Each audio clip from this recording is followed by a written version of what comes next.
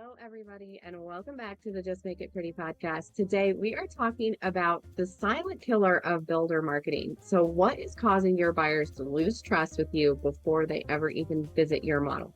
That's what I'm here to talk about today. And today is a solo episode. So, I will be talking about what most builders assume the problem is. Typically, they think they have a traffic problem, or maybe they're not doing enough marketing. But in reality, many of these builders actually have a fragmentation problem. So their ads, their website, their sales team, and their follow-up are all telling different stories. And so their buyer experience is fragmented. And your buyers don't see all of those as different items. They see it as one journey. And so when one piece doesn't align, that's when the trust starts to erode. So that's what I'm going to be talking about today. So if you are interested, please stick around and let's get right into it. Welcome to the Just Make It Pretty podcast, the marketing and mindset show for home builders and beyond. I'm your host, Sarah Haynes, and around here we go beyond pretty pictures and we get honest about what's working, what's not, and what it really takes to build better brands, better experiences, and better teams. You'll find creative ideas, practical strategies, and conversations that actually matter. I'm so glad you're here. Now let's get started. Okay, so I want to start this episode with kind of a story about what our buyers experience, right? So I actually have been on this journey for myself. I am looking to purchase a new home. And I want to tell you what I did and how that is in terms of what buyers are experiencing today. I started looking for a new home about a year ago. It's been a long time. I moved very slowly. But we decided finally where we wanted to build, what area, and I started looking at new homes. And being in obviously the new home industry, I had an idea of what the process looks like and all of that. So I was trying to choose a builder and an area that I wanted to be in. So I started looking at every website I could get my hands on. I started looking at social media. I was searching Zillow. I was filling out forms, getting information, right? I was doing all of my online research that I think a lot of our buyers do. And then I did something that I think freaks out a lot of salespeople, but I traveled to where I want to move to, and I started walking into these model homes. Now, I did not set up an appointment. I did not tell them that I was coming. So I was just that crazy walk-in that came in on one Saturday and already knew a bunch about the builder. Now, this is where I saw a lot of the salespeople that I talked to on this process. They were like surprised because I already knew about them. I already knew about their company. I already knew where their communities were. I already knew everything that was on their website. Because I had done that research, I was really looking not so much to learn about them. I wanted to walk through the floor plans, right? I wanted to feel it in real time. But I was also looking to connect the dots. Like, is what I saw online true? Is everything cohesive? And I feel like some of the builders did a really great job, and some of them, it actually started breaking down for me. I started realizing like, oh, they say all these things on their social, but like, I just don't see that when I get there. And so it was a lot of me just like actually experiencing a lot of the things that I talk about with buyer journeys. And it really got me thinking about how important that continuity and that connection in that process really is to our buyers, and how all of these little shifts can happen so like subconsciously. Like, I wasn't consciously sitting there and being like, I saw this post, and so now I want to ask you this question, and then I'm going to compare the answers. That's not what I was doing. It was all on vibes, if you will. And I could tell when I was like, no, I just don't like it, or no, this just feels weird. Or if I saw on the website the community looked a certain way, and then I got there and I was like, oh, this does not look like the website, I was like, I don't trust them. And I feel like a lot of builders are in that space where they want to make everything look as great as possible, obviously, but we're ending up fragmenting that journey. So that's what I want to talk about today. And I want to talk about how your buyers, when they are walking into those model homes, whether they have an appointment or not, they are already skeptical. It's easier to disprove something or to like look for things to disprove what you think than to approve it. And so This is not because, the homes are bad or the salespeople are bad or like they've done something wrong. It's really about the marketing and what happens in person because they're meeting a builder online and they've already met you online. You just haven't actually talked to them yet. And so I want to go through where people could be seeing you. Obviously, your website, Instagram, Zillow, Google reviews, your emails, they've reached out to you. Maybe they've even seen competitors' floor plans and they've compared you. But this is all part of their journey. This is all part of one thing for them. When that becomes connected and they feel that sense of trust throughout that entire thing, their confidence grows in you. But when they feel little disconnects, that's where hesitation begins. And hesitation is what's actually killing your sales. And so that's what I want to talk about today. So let's talk about how buyers judge brands, right? So research shows that people form opinions about a website, a business in about 50 milliseconds. Now, we also know that nearly 90%, maybe over 90% at this point of buyers start their home search online. So that means that 90% of your buyers, at least, are making a decision about you within 50 milliseconds. And that's not even anyone who has interacted with you yet. They've not come to your model. So by the time they've come to you and you're actually talking to them, they've already interacted with your business dozens of times, hundreds of times possibly. And that's all throughout your online profile. So the model home, we know this, right? It's not their first impression. And but the inconsistencies in their idea about the company has already formed by the time they get there.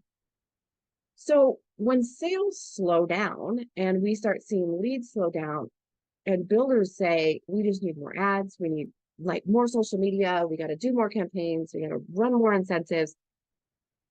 I'm here to talk about how that problem is not really the volume of marketing that you're doing.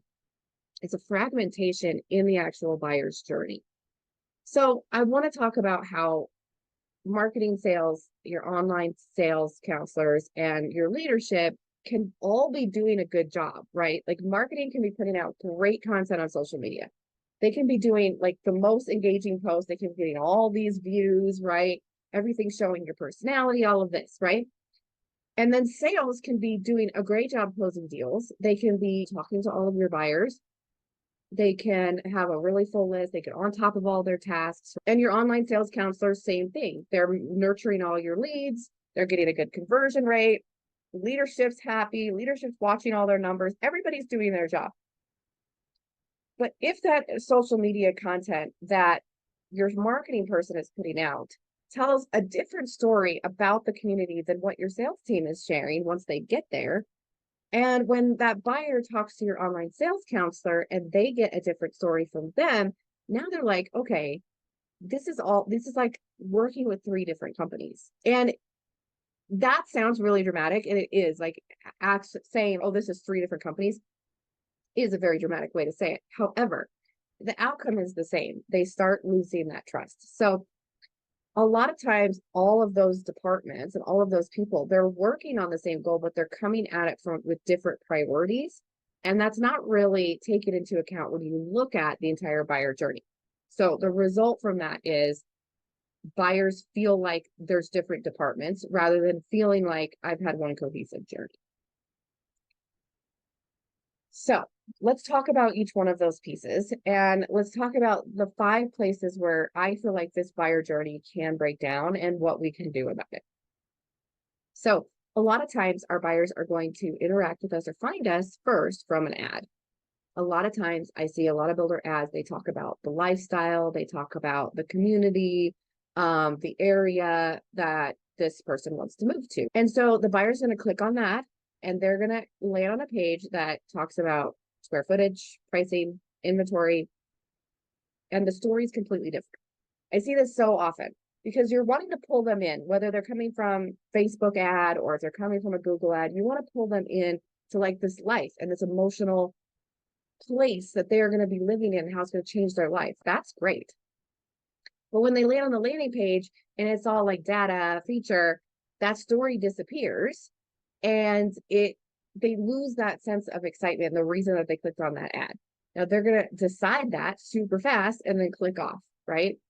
So the key takeaway there is when you're doing your ads, make sure that the landing page that you are sending these people to continues the conversation that the ad started. That's so important. And I know that a lot of builders, you want to get that ad up, right? Or you want to get that ad up, you want to get that landing page up, that your community's coming soon. Like we got to, which is true. And I agree. Like we want to get it up as early as possible so we can start those VIP lists, right? But you want to make sure you have enough information, you have enough photos, you have enough to build a cohesive start to that journey because you never get that first impression back.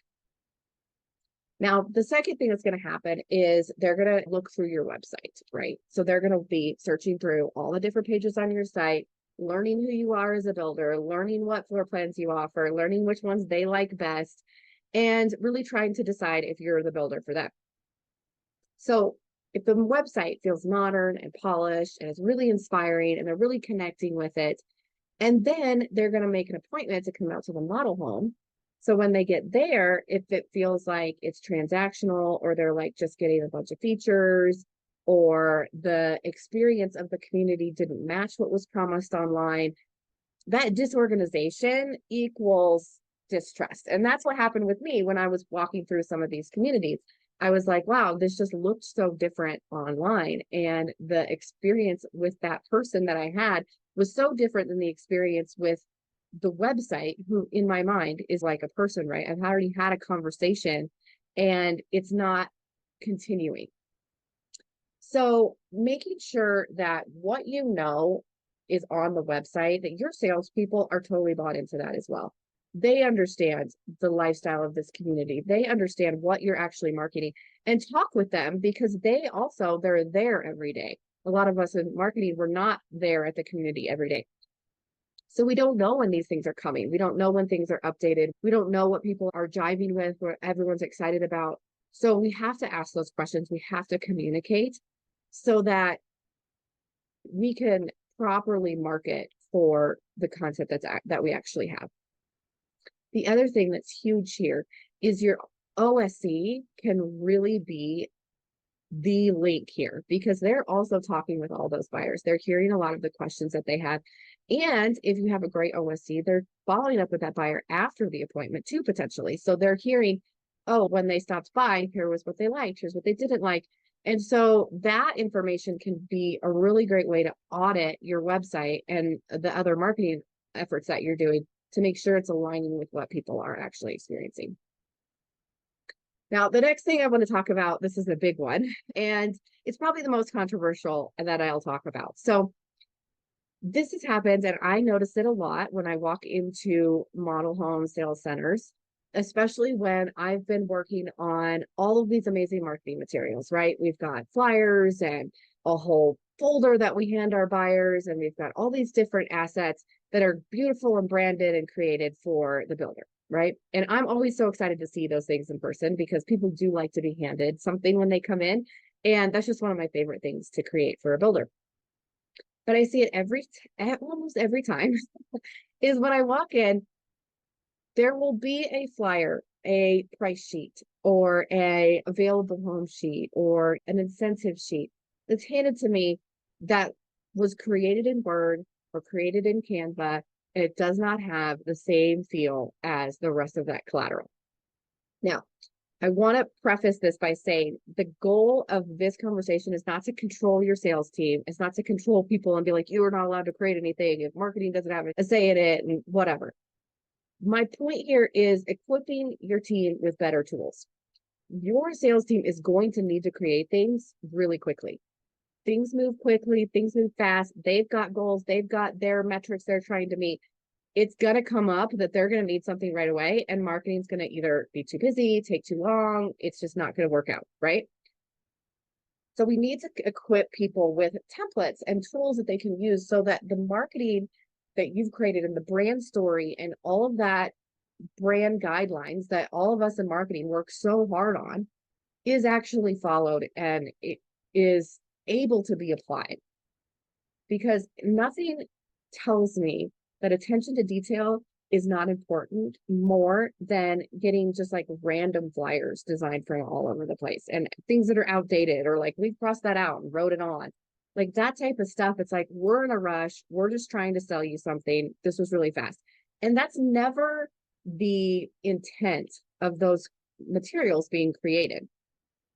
We really need to think about in marketing, how can we equip our team with better tools to do their jobs better and to make sure that we have processes as well to mitigate as much as we can. Like I know a lot of builders, they get into these rush positions because they didn't plan ahead or because somebody's been super busy and didn't send the email to marketing when they should have, and or they didn't plan ahead far enough.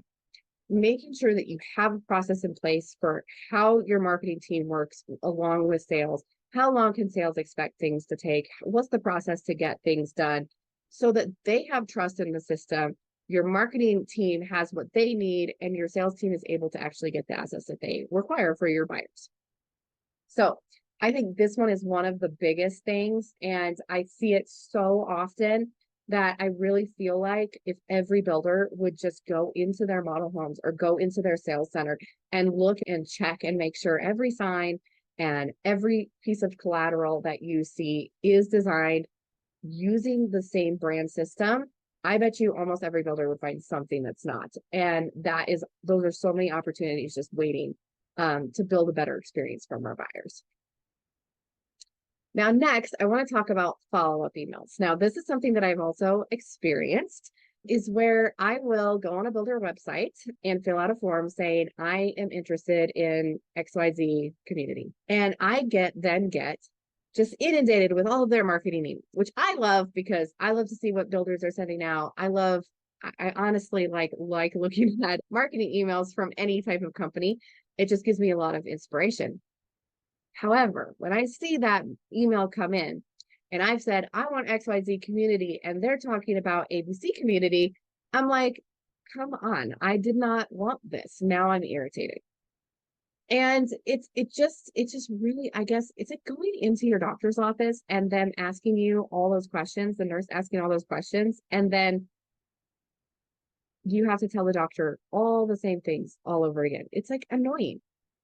And so the experience for the buyer is they are in this process right now. They have the most important moment is right after the buyer has inquired about something, right? And so if they ask, hey, is this floor plan going to be ready for me? I want to move in June. And the response is, here's every home that we offer. It's like, okay, like that's not helpful. And so the buyers just, did they even care about what I put on that form? Like, what's happening? And because a lot of those emails come very quickly, they're like automated responses, which I agree with. I think automated responses are great. You should have something so that they know that their form submission worked and all of that. But if it's really just like completely left field of what they put in, you're going to start causing frustration. The other thing that I see a lot is after a buyer has been on a beautifully designed website, and in the building industry, we really do. We put in a ton of effort into our websites, and they have this great website experience, and they get emails that are designed like they look like they're from a different company, or they're just shoddy put together, or they sound completely different. Again, that's going to be a red flag, right? I'm going to see that and I'm going to be like, oh, that's strange. Like they were saying all over their website that they were wanting me to sign up for this VIP list. And then when I sign up, I don't feel like a VIP. It's like, excitement goes down. So making sure that all of your follow-up is one, personalized, and two, doesn't feel generic. It feels like part of the same experience. Now, I've talked about a bunch of things and a bunch of different areas where these connections happen. And it's really important for our buyers, but it's also really important for AI. And I know everybody wants to talk about AI right now. So I want to shift into this other angle of what your branding can do for AI. So we know that AI is changing how buyers are discovering us and finding us. And we know that people are typing into ChatGPT all their questions about where they should buy a home and which builder they should go with and all of these things. And all of us out here are hoping that we're showing up, right? But I want to talk about how the AI decides and analyzes information and decides how to show or what builders to show to each person who's typing in the chat. And AI works very similar to how our buyers are researching online. It's going to go onto your website. So look at your website content. So look at your blog articles. We'll look at all those landing pages. It's going to go over to your social content. Look at that. It's going to look at your ads. Everything that it can find about you online, it's going to quickly analyze, and it's going to try to understand a few things about you. So it's trying to understand who you are. It's trying to understand what you specialize in and whether your brand is trustworthy. And a lot of that trustworthiness is consistency. And a lot of that, like what you specialize in, is like, are you different from other builders, right? Because when someone types in, I'm looking for a builder in this area that, has these type of houses, it's going to be like, okay, I've got all the builders in that area. How do I decide which one's going to be best for this person's prompt? And so it's looking at how you're different and how that aligns up with the buyer or the person who's chatting. So if your messaging across all of those platforms is fragmented, the AI is going to get confused, just like a buyer would. But if everything's aligned and it can see in the structured data, which is just the backend code that AI and other search engines use to understand the content on your website, if that is aligned and it can tell, oh, this is the same builder as this website and this social media, those go together. That's the same builder. And they have this other article over here. And I know that's the same name and that's the same builder and they're talking about the same community. If all of that lines up, AI recognizes that as authority. It's like, oh, they know what they're talking about in this area. And so it's going to rank that in its algorithm as a higher chance of getting shown to that buyer because it thinks that you know what you're talking about. So not only does this consistency that I'm talking about increase your buyer trust, it also increases your SEO and your AI discoverability, which is huge and really makes this so much more important as to why we need to do this. So I want to give you a little bit of like an audit that you can run.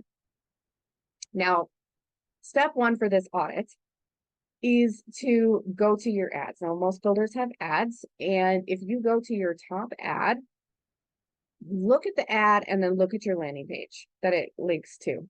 Do they match? Read the content out loud.